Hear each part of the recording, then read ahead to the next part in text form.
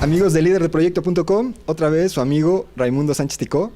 Un gusto y muchas gracias por la invitación a estas contribuciones. Y bueno, en esta ocasión voy a hablar un poco acerca de el acercamiento o el approach que se tiene que hacer cuando se quiere implementar una oficina de proyectos, lo que se conoce como una PMO. Es bien importante primero definir, ¿sí? Para la empresa en particular, ¿qué es una PMO? Al final del día, la PMO va a atender proyectos, programas y portafolios. Primero hay que definir la primera arista. La primera arista es definir si la oficina de proyectos va a ser la responsable de los proyectos, ¿sí? O va a ser solamente la responsable de la información. Es decir, muchas veces entran profesionales en proyectos, en las oficinas de proyectos, donde realmente no tienen la toma de decisión de los proyectos. Entonces, hay que entender este rol, hay que saberlo comunicar, hay que formalizarlo y en función de eso, entender que tu función es poner la información oportuna, precisa, en el momento correcto, a la persona idónea para que se tome la decisión correcta. Cuando se toman malas decisiones, muchas veces es porque no se tiene la información correcta. Entonces es un gran rol el que cubre la oficina de proyectos. Si la organización está viendo a la oficina de proyectos como una entidad que toma decisión, entonces es distinto. Entonces ahí sí es involucrar a todos los elementos y procesos necesarios para poder tomar las mejores decisiones en pro de que los proyectos, programas sean exitosos de acuerdo al portafolio que se está especificando. Otro de los elementos que hay que considerar es que cuando empieza un proyecto, ¿sí? Hay que trabajar antes ese proyecto.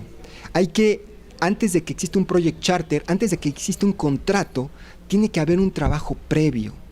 Es decir, si nosotros queremos firmar, si estamos hablando de proyectos de negocio, es decir, proyectos con clientes, antes de firmar un contrato, tenemos que haber preparado ese contrato. Nos tuvimos que haber involucrado con el cliente para poder definir qué es lo que quiere y preguntarnos, ¿lo podemos hacer? ¿Necesitamos involucrar a alguien más? ¿Podemos cumplir esta expectativa? ¿El requerimiento está correctamente aterrizado? Cuando eso está aterrizado en un contrato, entonces puede empezar ya el inicio de la ejecución de ese contrato, que es lo que PMI llama como Project Charter. El error que se comete es que se quiere hacer un Project Charter sin haber hecho un involucramiento previo al contrato. También un elemento muy importante que hay que definir cuando se está trabajando en una oficina de proyectos es entender que existen dos tipos de proyectos, ¿sí?